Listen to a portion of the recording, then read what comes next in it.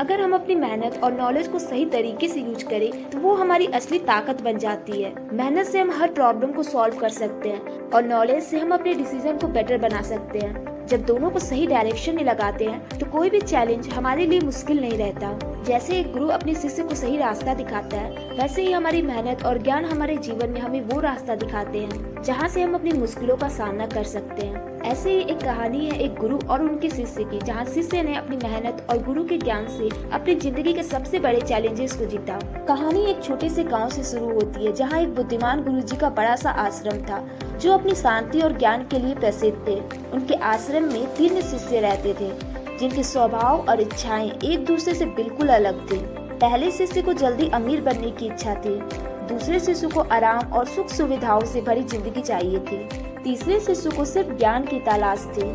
एक दिन गुरुजी ने तीनों शिष्यों को अपने पास बुलाया और कहा, मैं अब बूढ़ा हो गया हूँ और चाहता हूँ कि मेरी शिक्षा और आश्रम का सही उत्तराधिकारी तुम्ही में से कोई बने। इसके लिए मैं तुम्हें एक परीक्षा दूंगा। गुरुजी ने तीनों शिष्यों को एक एक सोने का सिक्का दिया और कहा, तुम्हें इन सिक्कों को 1 साल के अंदर इस तरह खर्च करना है कि ये खत्म भी हो जाए और तुम्हारे जीवन में कुछ स्थायी और अच्छा भी बने। जो ये सबसे अच्छे तरीके से करेगा वही मेरी विरासत का हकदार होगा। तीनों शिष्य अपनी अपनी राह पर चल पड़े।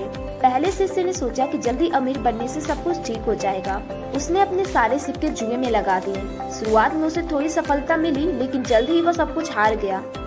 दूसरे शिष्य ने सोचा कि जिंदगी को ऐसे आराम से बिताना चाहिए। उसने महंगे कपड़े खरीदे, शानदार पार्टियां की और खूब मौज मस्ती की, लेकिन 1 साल बाद उसके पास कुछ भी नहीं बचा था। उसने अपने पैसे और समय दोनों को बर्बाद कर दिया।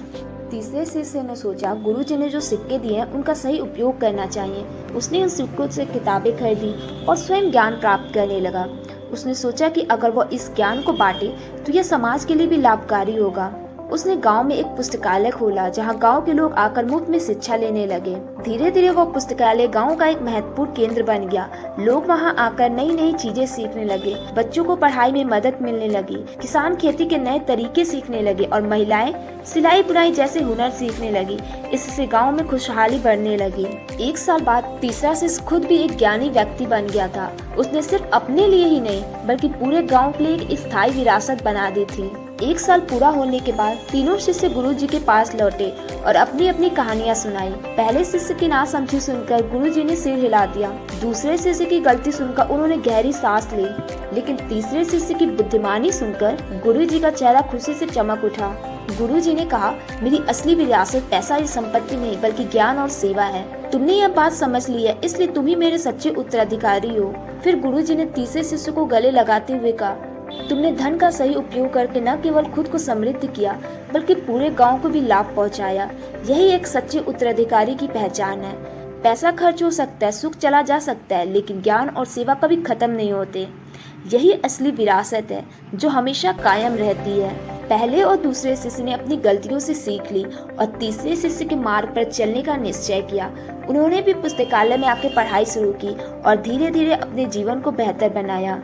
गुरुजी ने मुस्कुराते हुए कहा, सही दिशा में किया गया प्रयास और सही तरीके से खर्च किया गया धन ही असली संपत्ति है। जब धन से समाज का भला होता है तब वो असली विरासत बनती है।